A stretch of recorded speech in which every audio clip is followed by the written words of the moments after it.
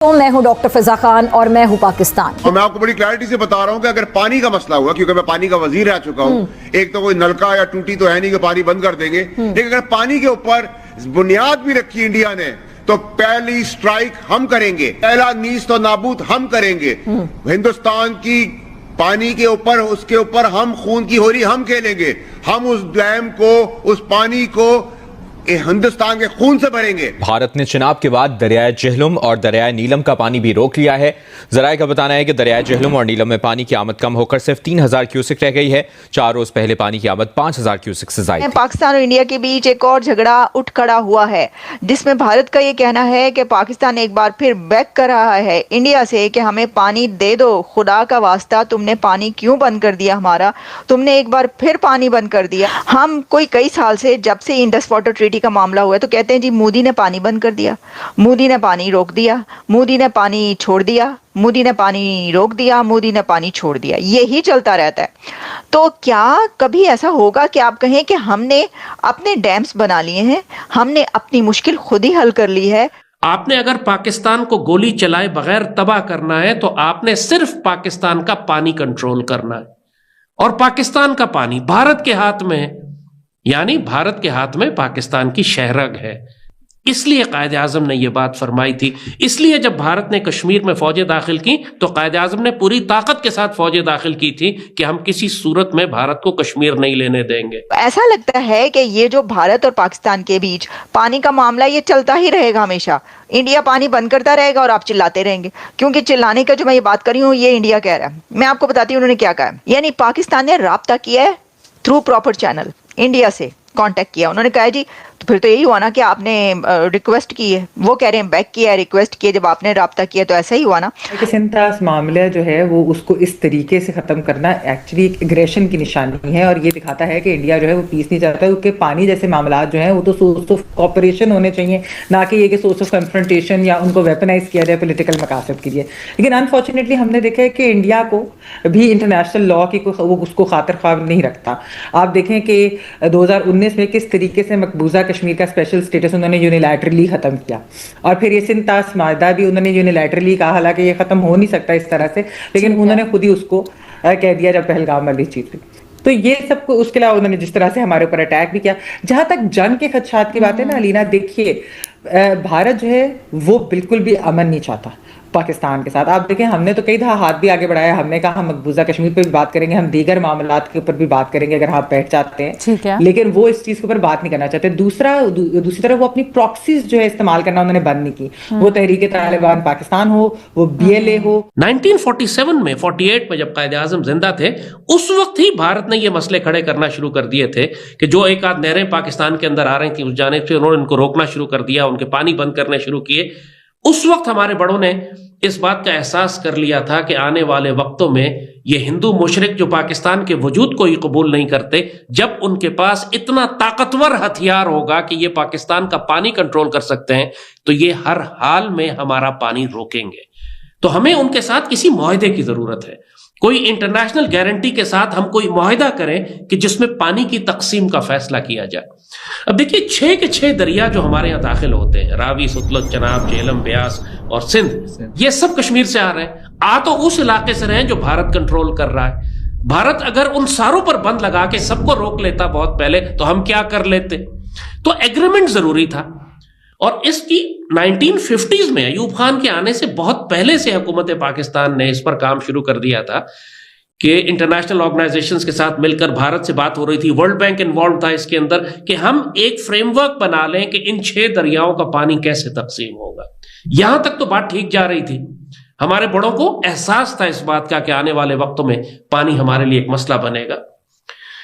1960 में Indus water treaty sign होती है, अयूब खान का दौर था। और इंडस वाटर ट्रीटी, थोड़ा सा इसको समझा दें क्योंकि आज बहुत फजूल प्रोपेगेंडा किया जाता है कि जी अयूब खान ने 3 दरिया बेच दिए। अयूब खान ने 3 दरिया नहीं बेचे, अयूब खान ने बाकी पाकिस्तान को बचा लिया।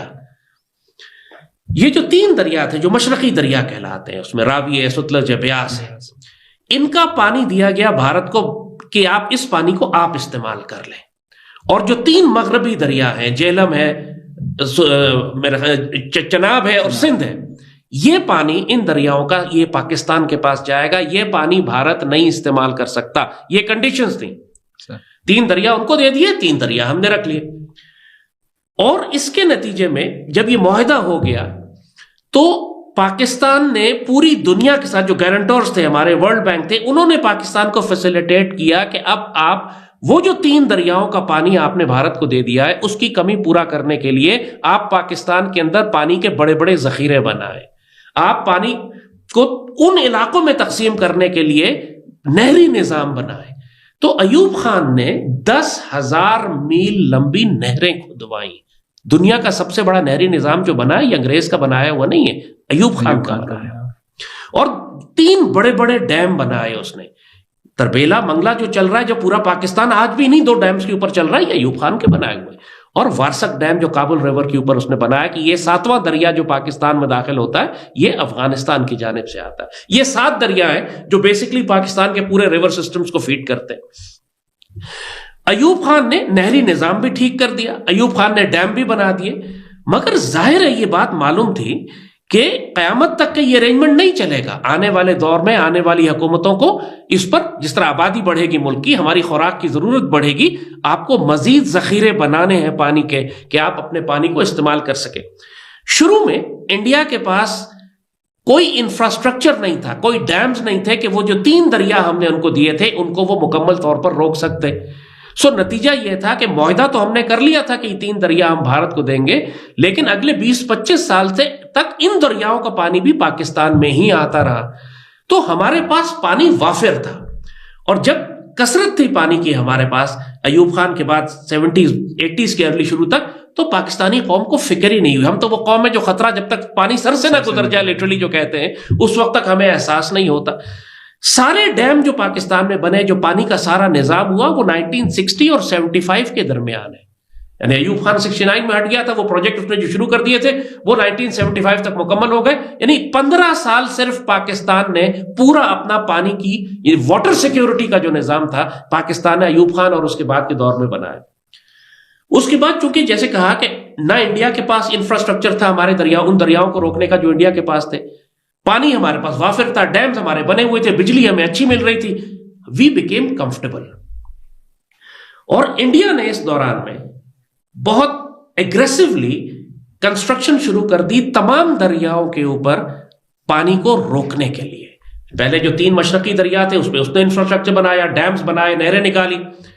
आज ये हालत है कि इंडिया 3 दरियाओं का, रावी, सतलज और ब्यास जो है, इसका 95% पानी इंडिया रोक रहा है और उसको अंदर एब्जॉर्ब कर रहा है, अंदर इंडिया में भेज रहा है उसको।